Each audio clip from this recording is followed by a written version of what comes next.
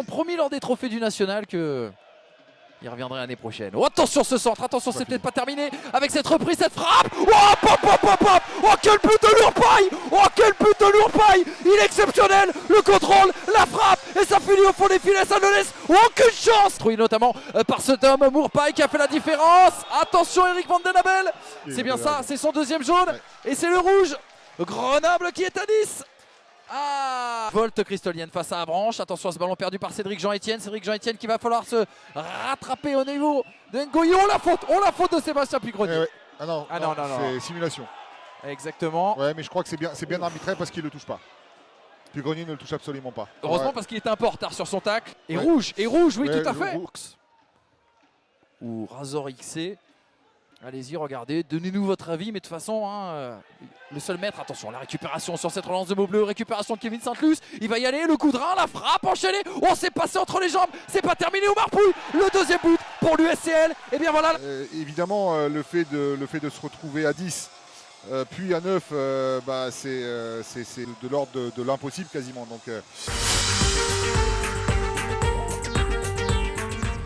qui reprend le ballon pour lancer une offensive. Là, c'est bien joué dans la profondeur. Il est tout seul face au gardien. Une ouverture du score de Marseille après 2 minutes de jeu. C'est Amadi Tamboura qui vient crucifier Amada. Dorian Bertrand très vivace sur son côté gauche. Il a repoussé très loin son ballon, trop loin sur Gabriel Dubois qui a appuyé un petit peu son tacle et il est averti. Gabriel Dubois emporté dans son élan. Nouveau carton, un match tout de même haché avec beaucoup de cartons pour l'instant. 4 Biza pour s'appuyer dessus, qui va trouver Farina dans la surface de réparation, le petit crochet de Farina, le centre en retrait pour la frappe de Gomez. Oh là voilà l'arrêt qu'il faut faire de Essikede. Perdu et le contre-attaque peut-être. Oh, on tente la frappe, oh la parade. Oh la parade magnifique. Quelle frappe. Allez, c'est parti, Elissal s'est encore bien tiré la tête. Oh la parade et la double parade. La double parade de Paul Rollet qui n'a pas bronché alors que le ballon qui a fusé, qui allait passer derrière. Attention, c'est pas fini, le bon centre et le but. L'ouverture du score.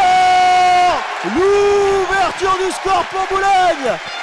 Le but de Corocone. Mis côté droit, un très bon centre de Jérémy Livolant pour Corocone tout seul au 5,50. Alors le droitier ou le gaucher. Et c'est Sissoko à terre, oh le ballon qui est relâché, le but. L'égalisation. Elle est signée, il me semble, Ousmane Kanté peut-être, le défenseur qui vient inscrire son premier but pour Béziers.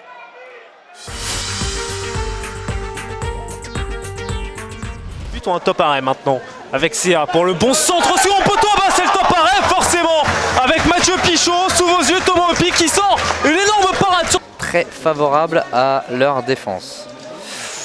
Encore il y a une prise de risque là sur ce dégagement. CA pour aller ouvrir le score.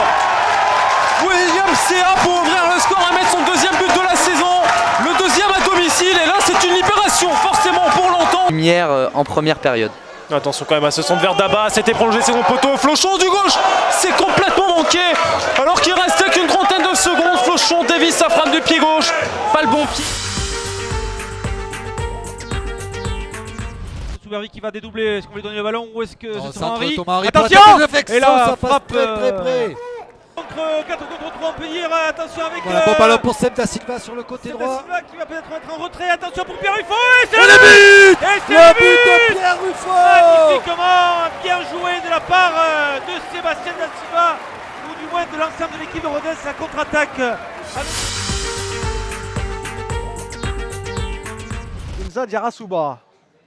Oh, Ezekian, ça va aller jusqu'à Bekeshi dans la surface. Bekeshi et l'ouverture du score dans cette partie de Jérémy Bekeshi en faveur de Lyon-Duchère. Déjà un but à 0 après seulement 8 minutes de jeu dans cette partie. Vincent. Il y a du monde dans la surface de réparation. La tête est de 0. Le deuxième but, cette fois c'est Amadi Ayari qui vient couper la trajectoire au premier poteau. Et voilà cette équipe de Lyon-Duchère qui double la mise et qui mène désormais 2 à 0. De Saladin Sbaï, celle de Ilien, pardon. Et attention à Jackson Mendes pour le 3-0. La sanction sur ce contre favorable.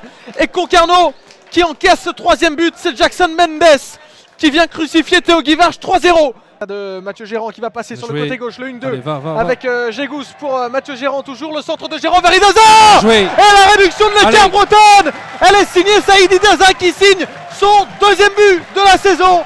La partie est peut-être relancée. Et pris en sandwich, ça revient jusqu'à Idaza qui va Allez, trouver bonne. Lazimon à l'entrée de la surface de réparation. Lazimon.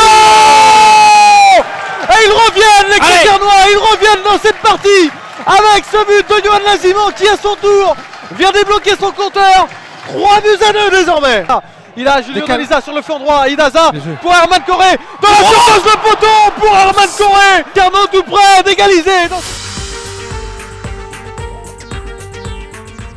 Là, bon ballon.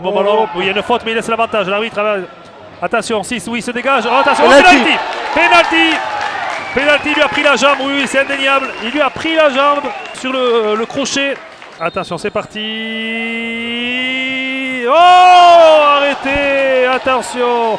C'est encore lui là-bas. Voyons, le crochet, oui, il retrouve à l'intérieur, c'est pas mal. Maisonneuve, il tire, il y a but. Oh, magnifique. Et bien voilà. Il préférait marquer dans le jeu que sur un penalty. C'est plus joli. Ah, c'est plus joli. Ah oui, ah oui. Sanchez. Créchy, attention, Guilavogui, oui, il va être tout seul, il va avoir but. Oui, il est dedans. Guilavogui, Mohamed, qui avait raté la première mi-temps, une occasion, seul face à Anthony Beuve. Et là, il ne la manque pas. Et à 3, Et c'est Cololo. Oh, elle est bon. Oh, il a cherché presque trop parfait. Il aurait fallu une petite déviation.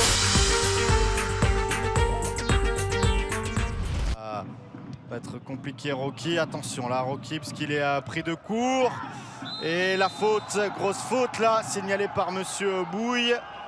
Il traîne, l'ancien boulonnais. Scaramuzzino qui s'élance, c'est plutôt bien tiré et le but. La lucarne trouvée par là l'une des nouvelles recrues et Laval qui donc sur sa première occasion qui marque quel coup franc de Scaramuzzino et donc les tangos qui ouvrent le score qui se passe à la 22e. Regardez, admirez. La lucarne trouvée, Ligali trop court. Ce coup franc qui se passe de commentaires. Ce ballon, cette tentative rasante. Grish avec son pied gauche. Oh attention, l'égalisation. Elle est là, l'égalisation.